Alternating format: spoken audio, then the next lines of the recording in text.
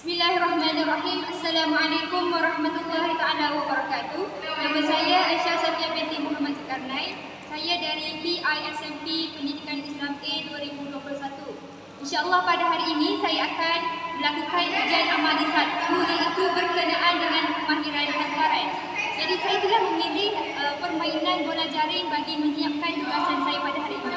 Baiklah, tanpa membuang masa, saya akan memberikan sedikit penerangan berkenaan dengan hantaran. Terdapat berbagai-bagai cara untuk menghantar ataupun melontar bola. Ia bergantung kepada beberapa faktor seperti jarak antara pemain, kedudukan penghalang dan juga kecekapan seorang pemain. Bola boleh dihantar dalam keadaan bergerak ataupun berdiri dengan menggunakan sebelah tangan ataupun kedua-dua belah tangan. Hantaran bola boleh dilakukan secara menolak, melontar ataupun meleret ataupun boleh juga melalui kepala.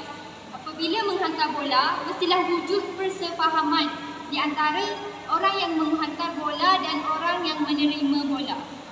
Jika bola yang dihantar tidak dapat ditangkap, bererti lontaran tersebut adalah kurang baik. Baiklah, sebelum saya bercakap mengenai hantaran, saya akan memberikan sedikit penerangan berkenaan cara untuk menangkap ataupun membaling bola.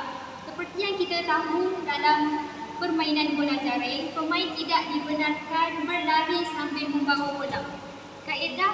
Antara kaedah menangkap dan juga melambung bola adalah seperti berikut. Pertama, badan pemain mestilah berada dalam keadaan sedia. Sebelah kaki berada di belakang dan sebelah kaki lagi dikunci. Pastikan ibu jari berada di belakang bola. Luruskan tangan, gantungkan dan ataupun lambungkan bola.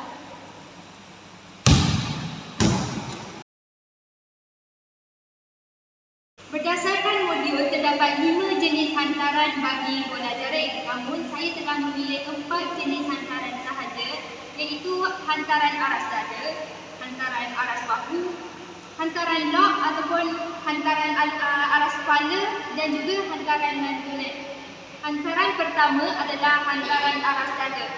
Hantaran aras dada ini bermaksud satu hantaran yang kuat, cepat dan untuk jarak yang tidak begitu jauh. Hantaran ini juga sesuai untuk keadaan yang pantas dan memerlukan tindakan yang segera. Tujuan hantaran ini adalah untuk menolak bola secara cepat dan tepat pada jarak yang dekat. Baiklah, teknik hantaran aras dada. Pertama, jari tangan pemain hendaklah dibuka untuk mencekam bola. Kedua, bola mestilah berada berdekatan dengan badan, iaitu pada paras dada. Tangan dibengkokkan dan siku juga hendaklah dalam keadaan kedudukan seimbang. Dan badan pemain juga hendaklah dalam kedudukan seimbang dengan kaki kiri ke hadapan dan kaki kanan di belakang. Pemain hendaklah mengambil satu langkah untuk ke arah lontaran bola. Siku dan kesemua jari hendaklah diluruskan dan tangan ditolak ke hadapan serentak dengan kekuatan lontaran bola.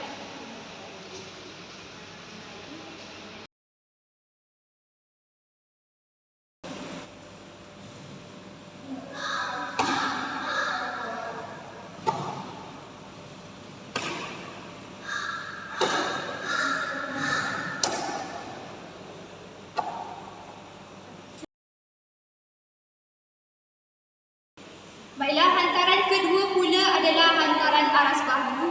Hantaran ini sesuai dan sering dilakukan kerana bola hantaran pada paras bahu ini dapat dilontar dengan lebih jauh dan juga tinggi.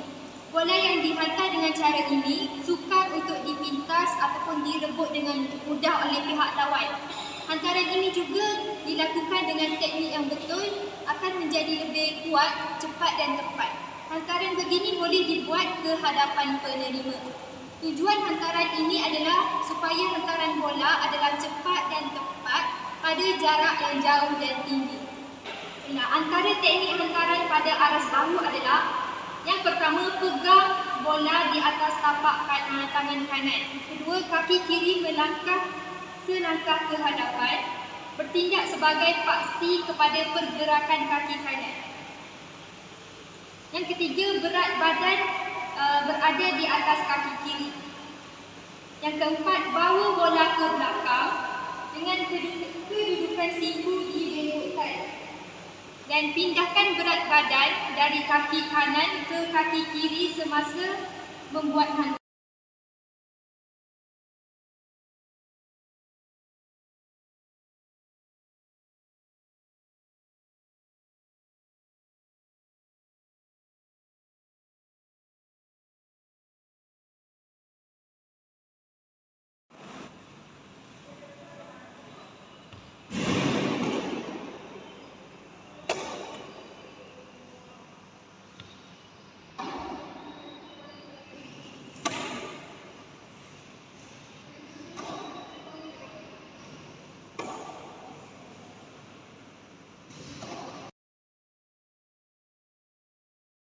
Baiklah, hantaran ketiga pula adalah hantaran atas kepala ataupun hantaran lock. Hantaran ini serupa dengan lontaran masuk yang dilakukan dalam sukan bola sepak, kecuali kedudukan kaki pemain agar longgar dalam lontaran bola jaring.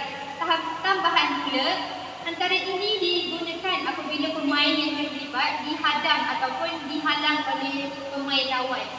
Untuk membuat hantaran lock ini, pemain yang ingin membuat hantaran ini perlulah melontarkan bola setinggi yang boleh ke arah ahli pasukannya yang lain. Tujuan hantaran ini adalah untuk mengatasi kawalan pemain yang menghadang penerima. Baiklah, sekarang kita tengok pula teknik untuk melakukan hantaran lock. Yang pertama, kedua tangan mencengkam bola dan membawanya ke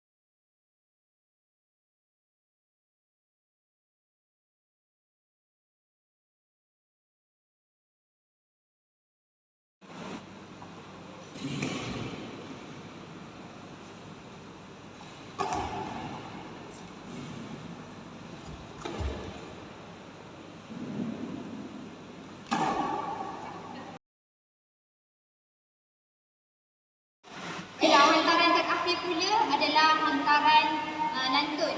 Hantaran lantun ini sering digunakan apabila terdapat ramai pemain yang berkumpul di satu-satu kawasan gelanggang.